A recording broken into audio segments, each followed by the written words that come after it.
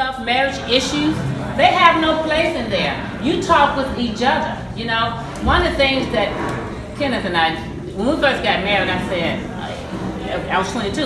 I said, now whatever happens in our marriage, we're not talking to our parents about any of it. He did it behind my back. But the point is, in-laws have no place in your marriage. They really don't. They really don't. It's just simple as that. Okay? So that's how I take it. Do you have anything? I do. Okay. True story. She did say that. But there was one time, I mean, I was at my wit's end. How long ago? And I don't real. Well, my mom. Wait. Let me finish. Before your mama died. In 91, right? Okay. All right. Before your mother died. It was a real deal. I was at my wit's end. My wife was like out. She was on a thing that I had done, right? I did something, right? And it sent her off the cliff. And it was unbearable. I couldn't stand what she was doing to me because it wasn't right. I mean, it was right up to a certain point. But once you make your point, I'm not getting no help in here. Once you make your point, back up off me. You make it. But it was just terrible. And she was really like on borderline fanatical. It was like, we were at a restaurant. I left the table and went to the phone booth and called her mom. What did I do that for? But after I told her mom, she straightened out. Now I'm gonna leave it right there. I don't know what happened after that. But you're right. In-laws do not belong. In your situation. Let's just say he never did that again. Okay. Right. All right. Thank you.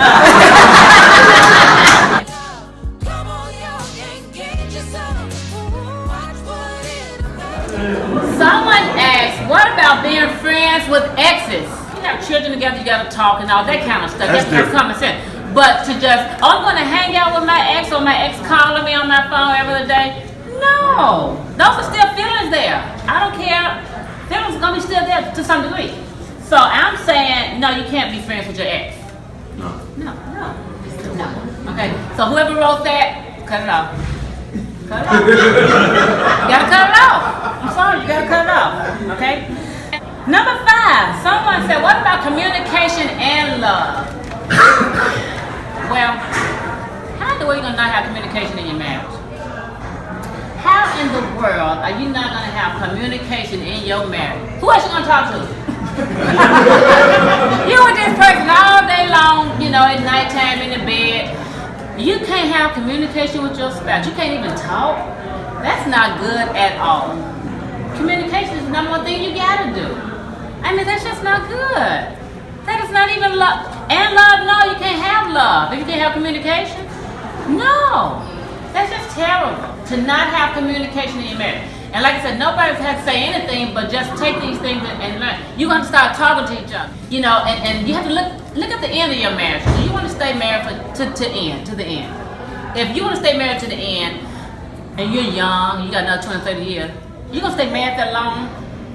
If you're not communicating, it ain't coming. Well, the only thing I would add to that is, again, it takes work. And typically, if there's a lack of communication, its history is in something that one or the other did. There's some history to it, and so it takes work to do. But I really believe that worship consecrates your whole body. I really do.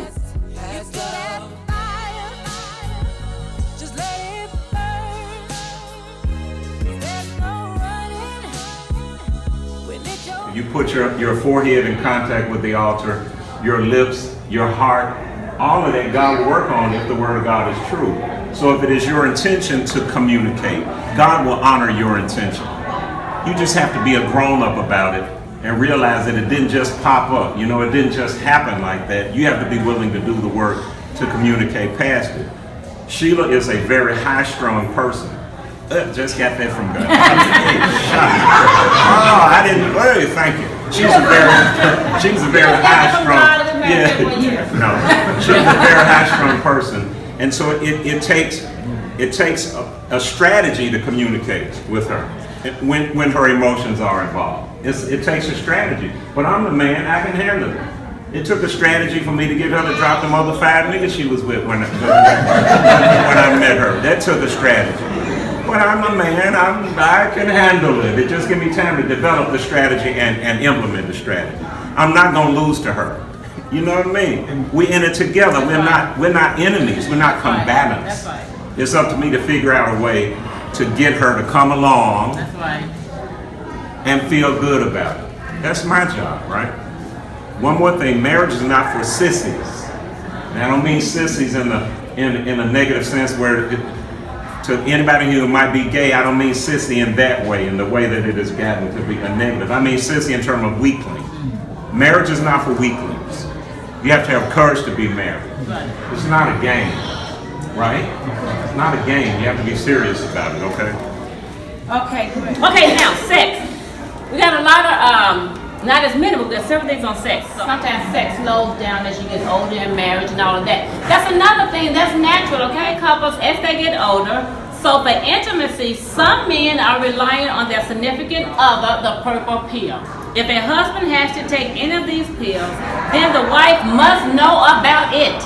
Because not only are they expensive, they do have some serious potential side effects. The average man spends 2 to 3 years in denial about his dysfunction because often sex was everything to him in his younger days. There should be no shame because it's normal. Age, diabetes, high blood pressure are often major factors of this dysfunction. Dr. Pillman states that wives should be more sensitive to their husbands because it is the same as wives going through menopause. Wives should not embarrass their husbands over this issue. So the bottom line is, we all know sex is important in marriage, especially when you get married. That's why you got married, because y'all went lust first and then you got married, okay? So, sex is very important. But if you stay married long enough, we all know it changes. Everything changes. You know, I mean, it could be 10 years, 20, 30, 40 years for you. Well, you got to come up with something else to do and think about. You ain't getting younger either, bruh. So it's just a matter of honoring your wife. And wife is a matter of letting the husband do what he needs to do to get in the frame of mind to do whatever it is you are upset about him not doing.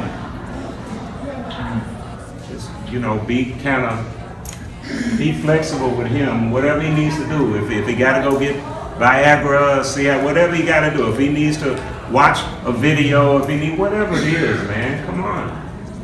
It used to be a natural thing, right? Right? This is not for young couples. Young couples wonder, well, I don't even know what you thought. Man, I have to tell him to go around.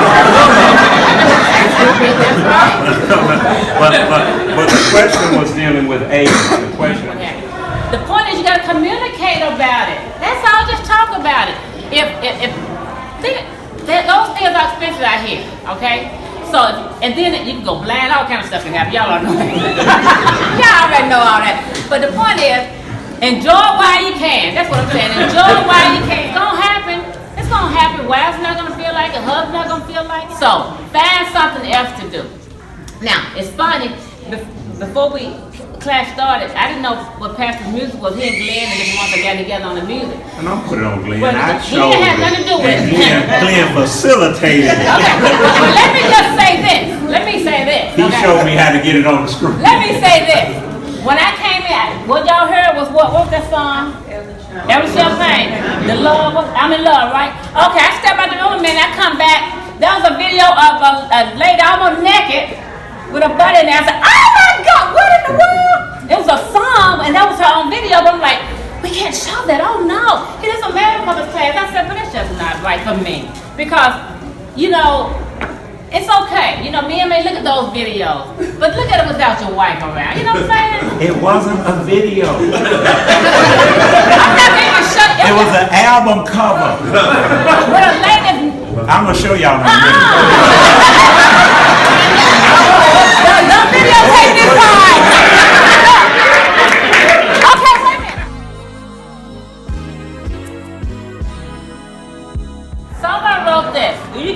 your stepkids instead of your rebellion. Instead Instead of their rebellion. Here's the deal. If you married a person and they had kids and they're little kids, you can't go nowhere. You loved them. He had the kids then, or she had the kids then. You loved them. So now they baby kids. Now that y'all married, you can't just not love the kids and walk out. No, that can't happen. Now, if they're grown, of course you can. You ain't got to deal with all that if they're grown. If they over 18 and not in your house, if kids are crazy, they're just crazy. You ain't got to deal with all of that. But if they wrecking your marriage, some got to give. But how can they be wrecking your marriage if they're living in your home under 18? You're gonna have to deal with it. They're your stepkids. They're your kids. You married them for better or for worse. They're your kids. So you're gonna have to deal with that. You can't put the kids out. You can't put the little bitty kids out. You know, teenagers who go crazy. You can't do it. So you're gonna have to. That's why God is so important in every stage of our marriage. We love this person. I got 3 kids. Well, I love you anyway. Let's get married. We get married. Then the kids start tripping for whatever reason. But you do have to know they're gonna leave eventually. You got to hang in there. But no, you can't get rid of them unless they're grown. The marriage vows. Somebody want to know about the marriage vows. Yeah. There are a couple of things, maybe, I don't know, but the marriage vows that you probably The most important words, and this is the marriage book that we use at New Olivet. The most important words in your vows are, I do. Because you did. All that stuff you promised to do. Yeah, right. Yeah. That's the most important words. And then they said something about the wedding ring. Yeah. The importance of wearing the wedding ring. Yeah. Let me just say on the wedding ring, again, a lot of couples say, well, we don't like wearing our wedding ring. Okay, that's you. I don't have a problem with that. I'm just saying, if we're married, both of us gonna wear our bands. With this ring gotta be wear. That's us. Now, I have a problem with is when one spouse will wear it and the other one won't. That's not good in marriage. That's not healthy. Both of y'all just don't wear them then, and then see if he or she put them back on. You know what I'm saying? That's not healthy. If you're married, show the world that you're married. Both of you all wear your bands. You know, whatever. If he can't wear his, I won't wear mine. Okay? So you have to think about that. It's just common sense. Why not? I want to show the world that I'm married. And these people who say, well, I don't need a ring to be faithful to my wife. Come on. If you took vows and the vow said, with this ring I thee wed, then the ring means something. It has nothing to do with any of that. Of course you can be an adulterer or an adulteress and wear a wedding band. That's not the point. The point is that you said, with this ring I thee wed. The most important words, though, were I do.